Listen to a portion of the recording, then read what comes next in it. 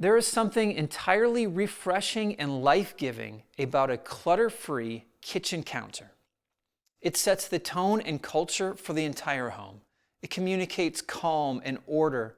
It promotes opportunity and possibility. It saves time, and it promotes cleanliness. And yet, the kitchen counter is one of the hardest places to keep clutter-free in our home. Now, there's several reasons for this. Number one, the kitchen is a natural gathering place for the entire family. Number two, it's typically in a very high traffic area of the home. Number three, the purpose of the room requires messes to be made when you're using it. And number four, the kitchen is often used as a collection area for all sorts of different odds and ends in the home. While kitchen counter organization is difficult, it's not impossible. We have made it an important feature in our home, and you can certainly accomplish it in yours. Here's how to do it. Number one, remove the unnecessary. Clutter collects in our home when we have too much stuff in too small of a place. And this happens all the time in our kitchen. We've bought all sorts of kitchen gadgets and utensils and cookware, things that we think we need or we think we're going to use, but in reality, we don't.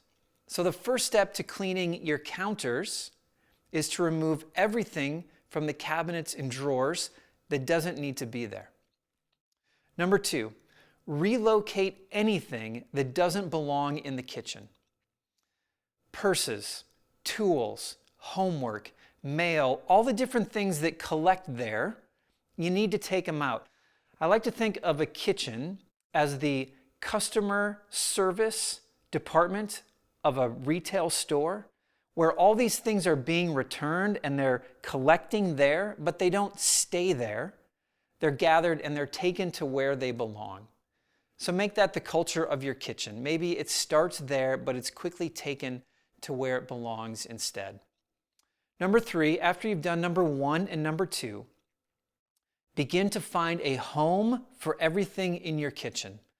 This is an important principle in any home organization project. Everything has a home in your home, and on a smaller scale, everything in your kitchen has a home. What drawer does this live in? What cabinet does this live in? What lives on these shelves? Decide a proper area, a proper space for the items, and then relocate them to where they should live. Number four, overcome the counter is convenient mentality. Here's what I mean by this. A lot of times we leave things out in the open because we think it's going to be more convenient. So we leave out baking canisters, and we leave out spice racks and knife blocks and wooden spoons and appliances. We leave them all out on our counters because we think it's going to be convenient, but we rarely notice the inconvenience of all these things we've left out. We have to move them every time we try to clean. They take up prep space when we're trying to cook. And every time we walk into the room, they scream for our attention. Change the thinking about how convenient it actually is to leave everything out on the counter. Number five, related to that, store daily use appliances out of sight. So many kitchen counters become cluttered because we leave things out. Things like toasters and coffee makers and blenders and teapots. And we think, well, I use this every day, I'm going to leave it out on the counter. But in reality, it sits out on the counter way more than we use it. Like, think of your toaster. What's it take, 3 minutes to make the toast? And then for 23 hours and 57 minutes, it just sits there cluttering up the kitchen counter.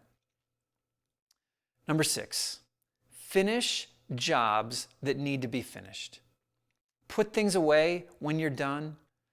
Now, granted, some projects take longer than others, but a lot of things can be completed right away. Wash the plate, wash the mug, put it in the dishwasher. Don't leave things out on your countertops. And then number seven, reset your kitchen every single evening.